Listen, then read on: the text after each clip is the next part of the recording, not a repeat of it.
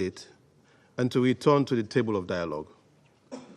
The world is watching, and history will judge the choices to be made in this defining moment. Finally, on the broader question of peace in the Middle East, Sierra Leone expresses its regret over the announcement of the postponement of the planned high-level conference on Palestine and the two-state solution as a result of the recent strikes.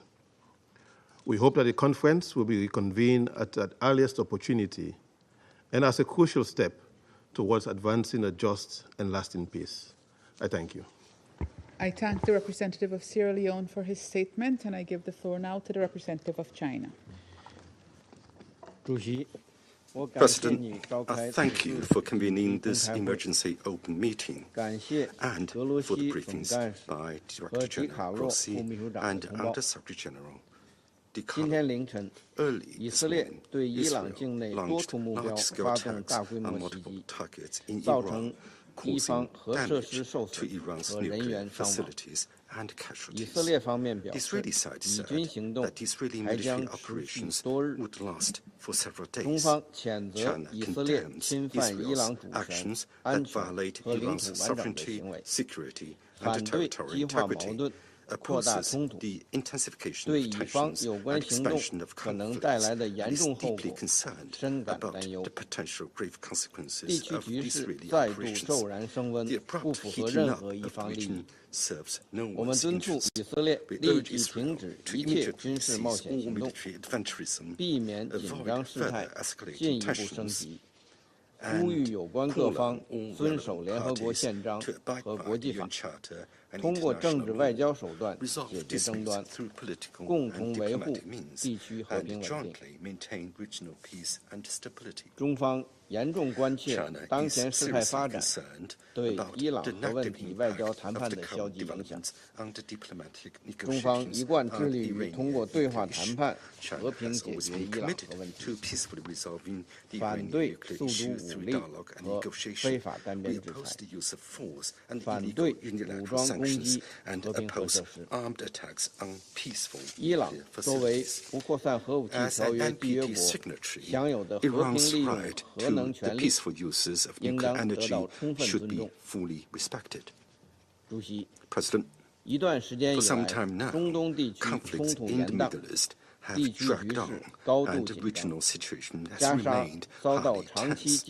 Gaza has been subjected to prolonged attacks and blockades, with over 2 million people trapped in an unprecedented humanitarian disaster. The international community should work together to promote a ceasefire in Gaza, de-escalate the regional situation, and effectively curb the spread of conflict. Countries with significant influence over Israel should practically play a constructive role. The Security Council should make full use of all the means conferred to it by the Charter to ensure the implementation of its relevant resolutions and to play its due role in maintaining regional peace and security. I thank you, President. I thank the representative of China for his statement, and I give the floor now to the representative of Denmark. Thank you, Madam President. And let me also thank Under-Secretary General Danon and Director General Grossi for your briefings. Colleagues, we meet at a critical moment for regional and international peace and security. As we speak, the situation in the Middle East is once again at the top of our agenda. The risk of escalation and regional destabilization is deeply worrying and something that requires our greatest attention. It is now time for all actors to show utmost restraint, to prioritize the safety and well-being of their people, to choose dialogue over confrontation. Madam President, Denmark's position is clear. Iran must never be allowed to acquire a nuclear weapon. For years, Iran has continued to undertake activities in blatant violation of the JCPOA. Its production and accumulation of highly enriched uranium had reached unprecedented levels. Its nuclear enrichment capability and its operations continue to expand. It is very disturbing that the IAEA is unable to provide assurances that the Iranian nuclear program is exclusively peaceful because Iran is not fulfilling its legally binding safeguards obligations. These activities constitute a threat to international peace and security and a threat to the global non-proliferation regime. Yesterday's IAEA resolution clearly demonstrated this dangerous course of action. Still, we strongly believe that diplomacy must prevail. We have supported the talks between Iran and the United States on the status of Iran's nuclear program. We strongly urge Iran to engage in this dialogue in good faith. Madam President, in this current climate, we stress the importance of avoiding serious consequences in terms of a nuclear accident, which would be nothing short of devastating. This is not true only for Iran, but far beyond its borders. We urge all parties to abide by their obligations under the UN Charter and international law, including avoiding any steps that could lead to a potential radioactive release. Let me also use this occasion to express our full support for the IAEA and its verification and monitoring of Iran's nuclear program and its reporting. The involvement of the IAEA remains essential.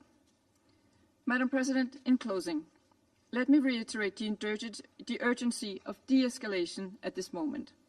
For a region already grappling with too much crisis and conflict, a cycle of retaliation would only worsen the situation and risk plunging the Middle East further into conflict. This must be avoided.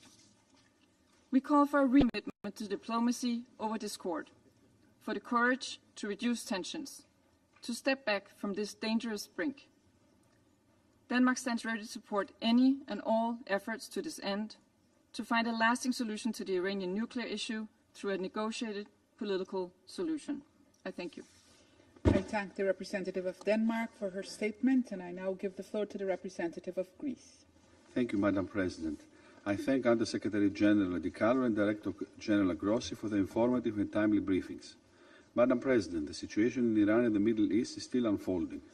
There is a danger moment, and any further military escalation in the Middle East and beyond should be avoided. We are particularly concerned at the escalation in the region, while talks between Iran and the United States on Iran's nuclear program were underway. Allow me to make two brief points. First, we call on both sides to immediately de-escalate, show maximum restraint, and avoid retaliation. The international community must be immediately engaged to prevent a regional conflagration using all available diplomatic and dialogue channels. We are closely monitoring the situation and reiterate our strong commitment to regional security. Greece has repeatedly expressed its strong concern over the Iranian nuclear program and stressed that Iran must never be allowed to acquire a nuclear weapon. In this context, we reaffirm Israel's right to protect itself and to assure its security. At the same time, we strongly believe that lasting security can only be achieved through diplomacy and in a negotiated deal. A diplomatic resolution of the crisis is now urgent for the sake of the region's stability and global security.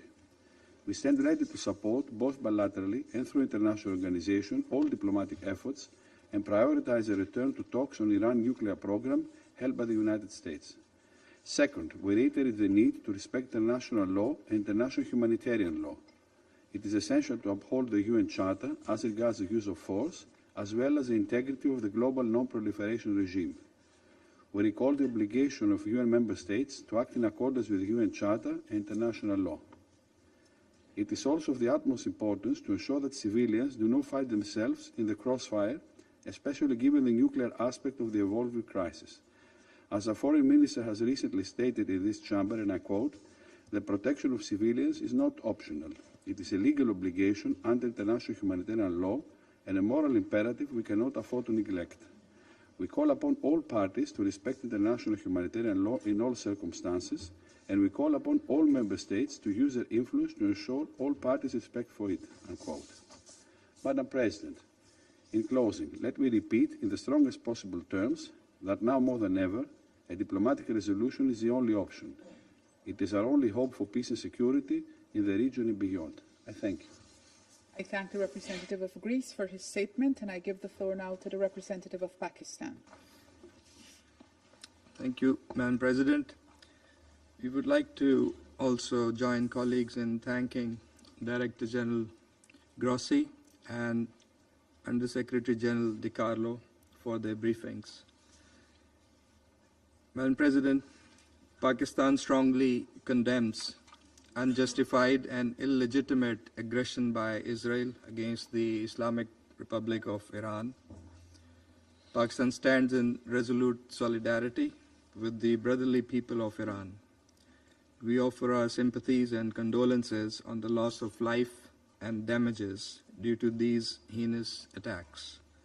The Israeli military strikes violate the sovereignty and territorial integrity of Iran and clearly contravene the UN Charter and fundamental principles of international law. We unequivocally denounce these blatant provocations, which constitute a grave danger and a serious threat to the peace, security, and stability of the entire region and beyond, with serious implications. Iran has the right to self-defense under Article 51 of the UN Charter. Madam President, these attacks follow a dangerous pattern of Israeli irresponsible conduct marked by ongoing military operations in Gaza and repeated cross-border strikes in Syria, Lebanon, and Yemen, demonstrating a consistent and deliberate disregard for international norms.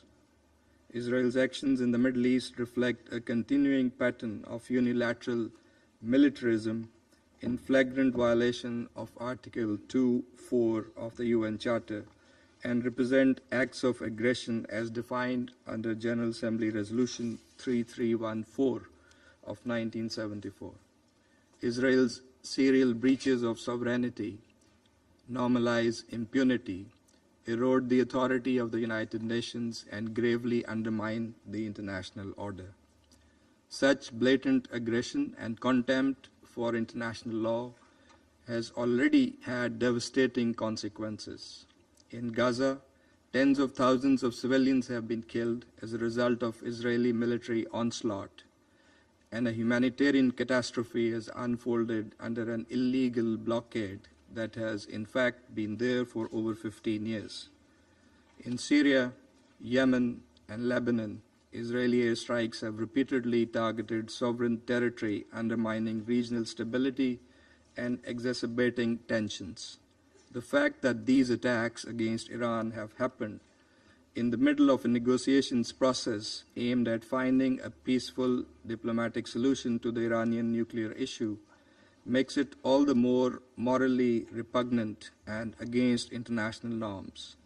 These actions risk eroding the trust and sanctity of the negotiations process, so crucial for the peaceful settlement of these issues. Madam President, Pakistan reaffirms its support for the resolution of the Iranian nuclear issue through peaceful means, diplomatic engagement, and sustained dialogue.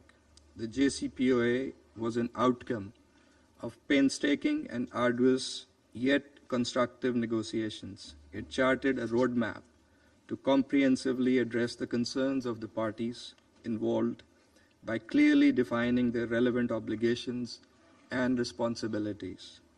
The illegal use of force against Iran and the ensuing situation are likely to frustrate the ongoing diplomatic efforts and could destabilize a region that is already under very severe stress.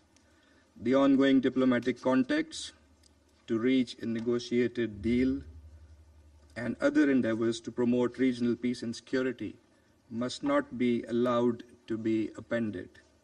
It is highly regrettable that these attacks have happened when the IAEA was continuing its verification activities in Iran. Such actions threaten the IAEA's technical work, which should be supported and not disrupted.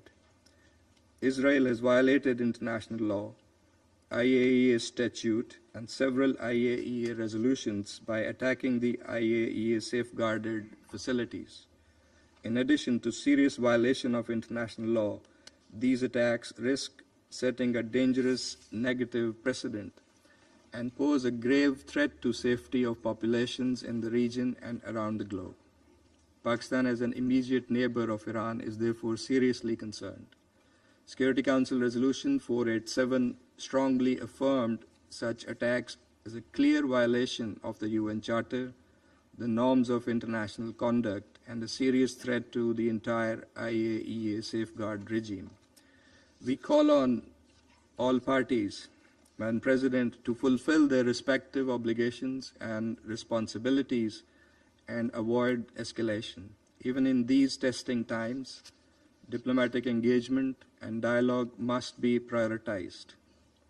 Clearly, the international community is in favor of peace and stability in the region. In a few days, next week, the international community, the UN membership, was to come together to express its will to chart the path for the Palestinian state as part of the two-state solution that would usher in the long-awaited, just, and durable peace in the Middle East. Israel's reckless and irresponsible behavior cannot be allowed to jeopardize the efforts for peace, endanger the stability of the entire region, and risk wider escalation, thereby threatening global peace and security. The Security Council bears primary responsibility to maintain international peace and security and to stop this aggression immediately. It must hold the aggressor accountable for its actions. This Council must deny Israel the free hand and the impunity with which it continues to operate in defiance of international law and international opinion. It is also our collective responsibility to reject any notions by anyone, anywhere, that seek to distort, misuse, and abuse the right of self-defense in violation of international law and the UN Charter.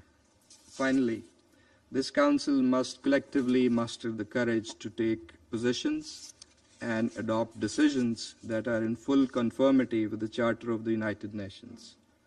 In accordance with its responsibility, the Council should encourage, support, and prioritize dialogue and diplomacy to advance peaceful resolution of conflicts.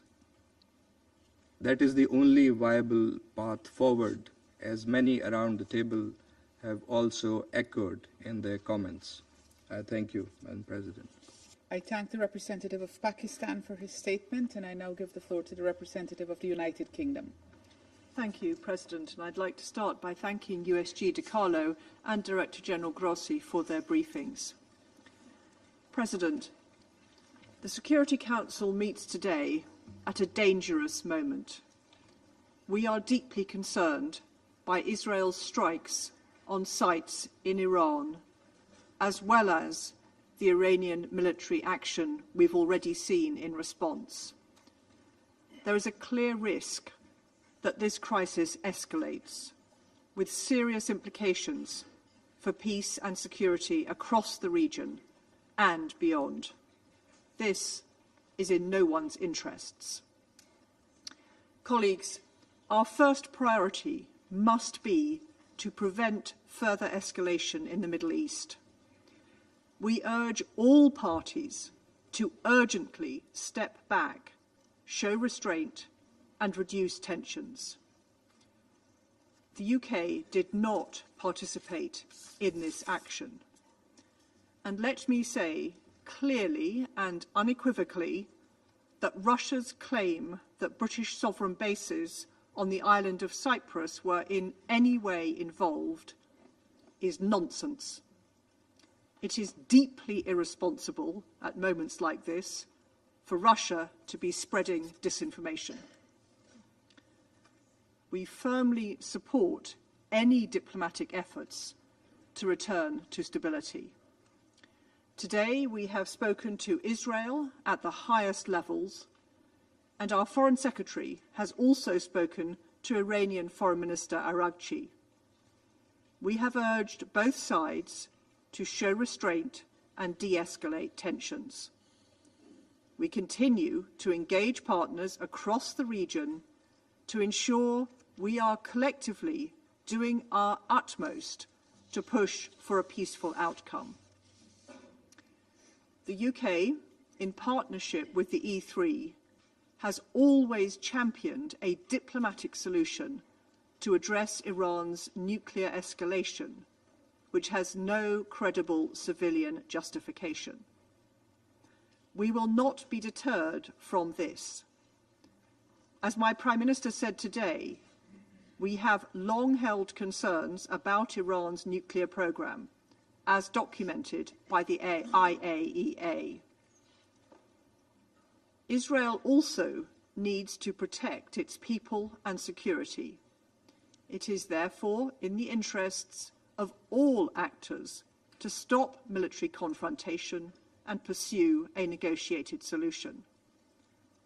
President, this is time for a strong, united position from members of this Council.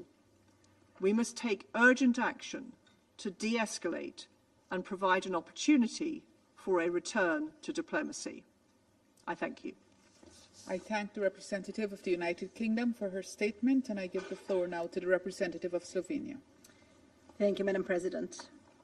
Let me begin by thanking USG Di Carlo and Director General Grossi for their valuable contributions to today's discussion.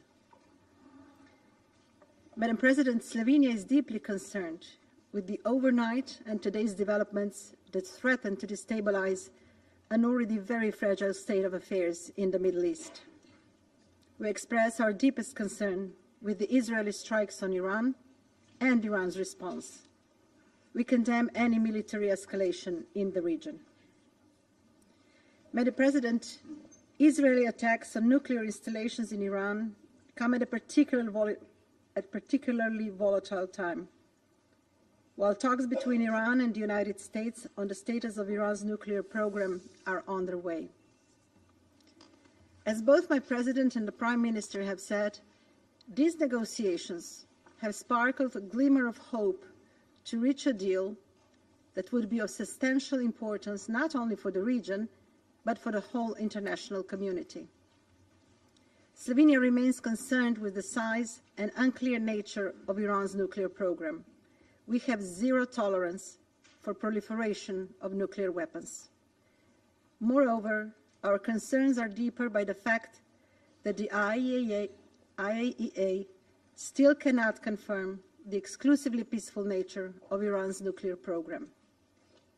However, for us, strikes against civilian infrastructure, whether they happen in Eastern Europe, the Middle East, or anywhere else, are unacceptable. Time and time again, Slovenia has cautioned against military action on Iran's nuclear program. There is only one legitimate option, and Slovenia remains confident that there is only a political solution to the issue. With this in mind, Slovenia calls on Iran and the US to prioritize a peaceful solution and continue their talks in Muscat.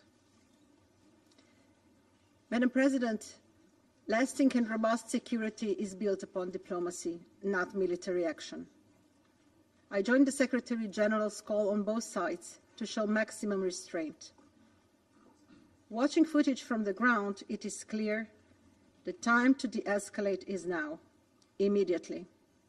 A descent into deeper conflict must be avoided at all costs. The region, and indeed the world, cannot afford it. I thank you. I thank the representative of Slovenia for her briefing, and I give the floor now to the representative of the United States. Thank you, Madam President. Thank you, Undersecretary General Rosemary DiCarlo and Director General Rafael Grossi, for your briefing. Yesterday, Israel took unilateral action against Iran. The Islamic Republic of Iran's regime has, since its founding, repeatedly called for the State of Israel's eradication, launched unprovoked, direct, and proxy attacks on Israeli civilians, and spread terror, instability, and untold human suffering throughout the region. As we speak, Iran is firing missiles at civilian areas across Israel, including in Tel Aviv.